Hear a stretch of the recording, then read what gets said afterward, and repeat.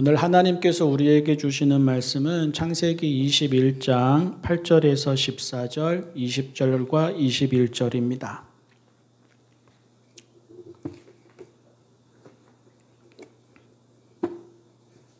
창세기 21장 8절에서 14절, 20절과 21절. 먼저 8절에서 14절 읽습니다.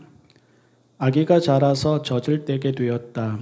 이삭이 젖을 떼는 날에 아브라함이 큰 잔치를 벌였다. 그런데 사라가 보니 이집트 여인 하갈과 아브라함 사이에서 태어난 아들이 이삭을 놀리고 있었다. 사라가 아브라함에게 말하였다. 저 여종과 그 아들을 내보내십시오. 저 여종의 아들은 나의 아들 이삭과 유산을 나누어 가질 수 없습니다.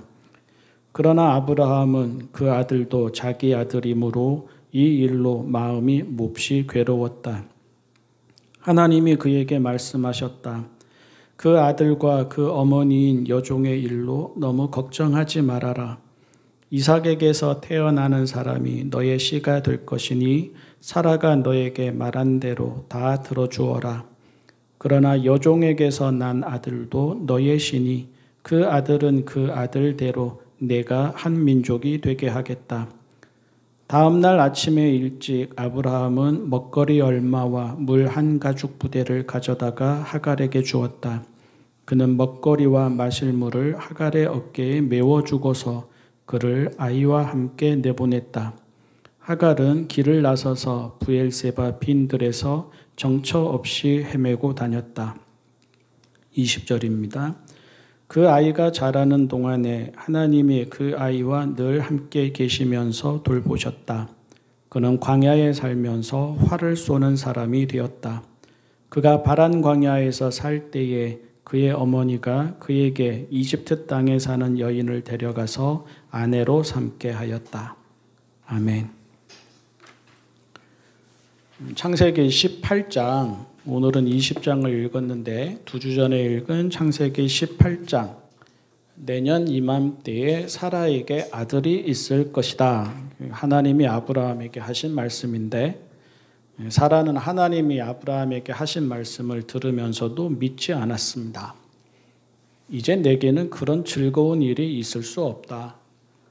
그동안 그렇게 원했는데도 되지 않았는데 뜬금없이 이제 와서 아들을 얻게 되겠나. 남편 아브라함의 나이가 몇이고 내 나이가 몇인데. 그녀는 속으로 웃으면서, 자조적인 웃음이죠. 속으로 웃으면서 중얼거렸습니다.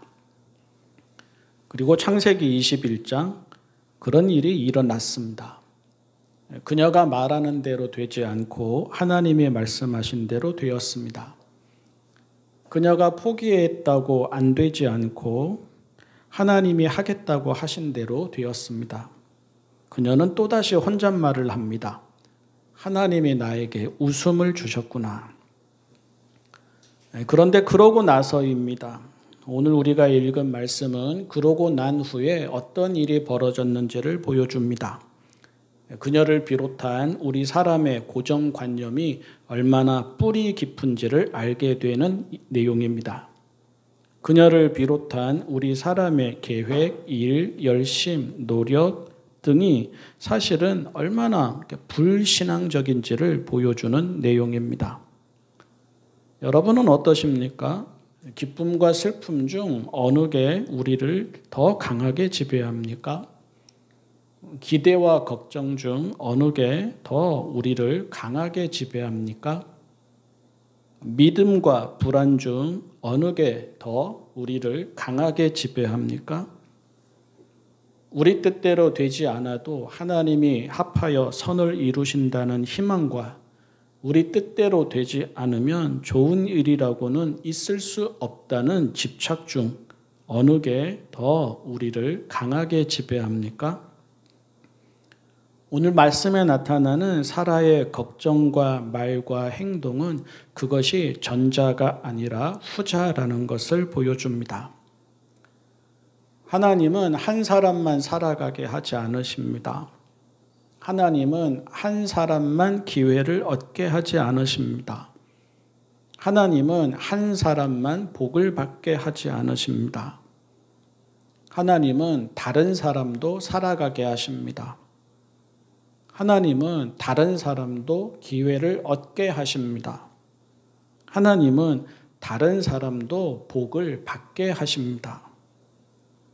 따지고 보면 성경의 사람들은 물론이고 우리 모두가 그 다른 사람에 해당됩니다. 낯선 땅에서 살아가는 아브라함, 이제 험한 세상을 살아가게 될 이삭, 같은 아들이지만 차별을 받는 이스마엘, 그리고 복음서에서 보게 되는 가난한 사람들, 환자들, 죄인들, 여자들, 아이들, 이방인들, 그리고 오늘 우리 다 하나님이 한 사람만 살아가게 하지 않으시고 모두를 살아가게 하시기에 이렇게 살아왔고 살아가는 사람들입니다.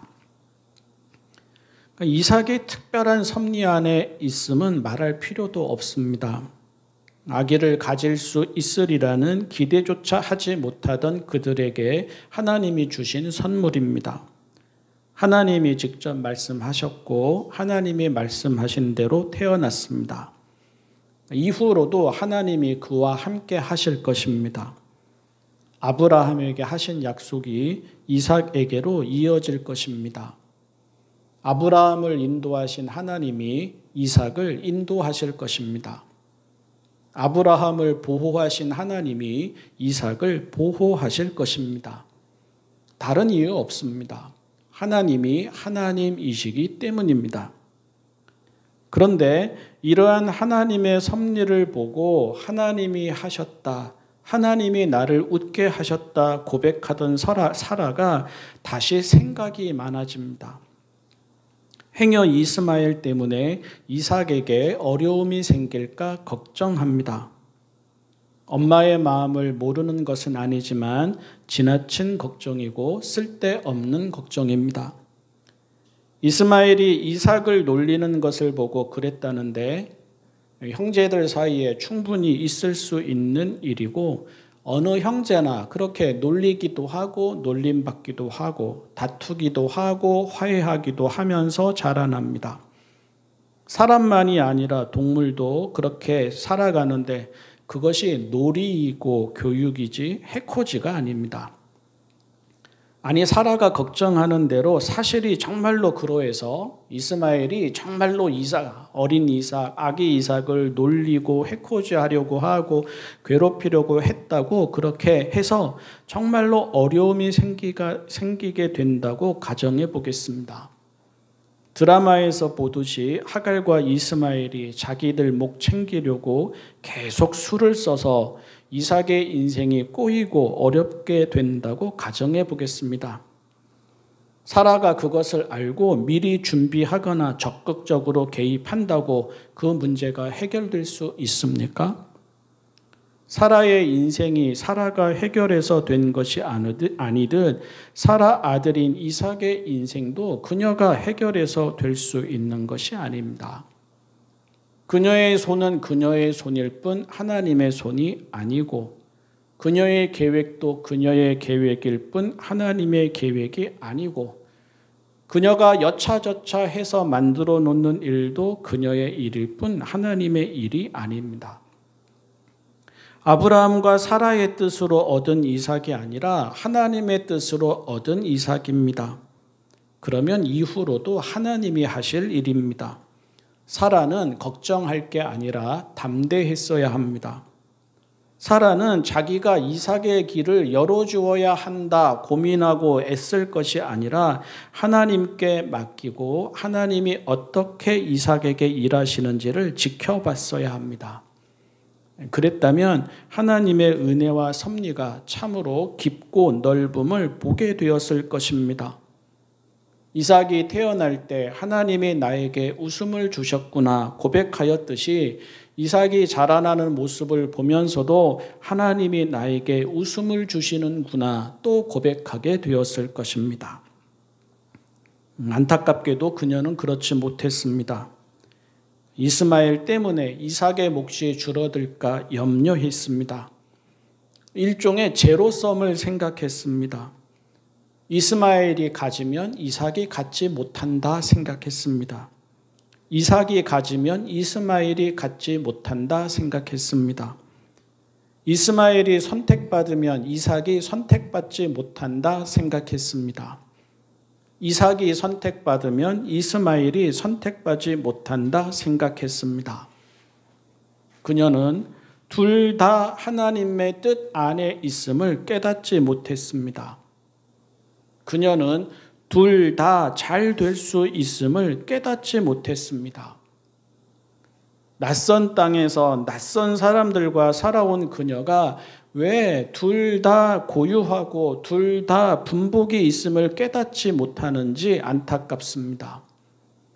아브라함과 그녀가 살아왔고 살아간다면 이스마엘과 이삭도 제각각 하나님이 허락하신 자리에서 충분히 복되게 살아갈 수 있습니다. 아니나 다를까 하나님이 그것을 분명히 하십니다. 하나님이 이스마엘을 내버려 두지 않으십니다. 하나님이 이스마엘을 살아가게 하십니다. 그가 자라는 동안에 하나님이 늘 함께 계시면서 그를 돌보십니다. 본문에서 내가 저 아이에게서 큰 민족이 나오게 하겠다. 저 아이는 이삭이 아니라 이스마엘입니다. 그 아이가 자라는 동안에 하나님이 그 아이와 늘 함께 계시면서 돌보셨다. 그 아이는 이삭이 아니라 이스마엘입니다. 이삭은 이삭대로 복을 받겠지만 이스마엘은 이스마엘대로 복을 받아 한 민족의 조상이 될 것입니다. 하갈과 이스마엘이 집을 떠날 때 그들은 먹고 살 만한 재산도 안전도 보장받지 못합니다. 아브라함이 그들에게 내어준 것은 먹거리 얼마와 물 한 가죽 부대에 불과합니다. 그것으로 며칠을 견디겠습니까? 그것으로 어떻게 생존하겠습니까? 아브라함의 도움과 보호는 잠시의 도움과 보호일 뿐 그들에게 기회도 되지 않고 그들에게 생명도 되지 않습니다. 갈 곳도 없는 그들은 빈들을 정처 없이 헤매고 다니다 물이 떨어집니다. 하갈은 아이가 목이 말라 죽게 된 그 모습을 참아 볼 수가 없어서 덤불 아래에 뉘어놓고는 멀찌감치 화살 한바탕이라고 되어 있는데 50m쯤 생각하면 될 것 같습니다. 멀찌감치 그 모습을 볼 수 없어서 멀찌감치 떨어져 주저앉아 통곡합니다. 아이도 울고 엄마도 웁니다. 아이도 끝을 예감하고 엄마도 끝을 예감합니다.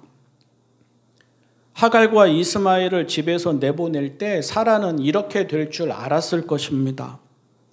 아브라함이 처음에 몹시 괴로워한 것도 이렇게 될 줄 알았기 때문일 것입니다. 다만 어쩔 수 없다고 판단했을 것입니다.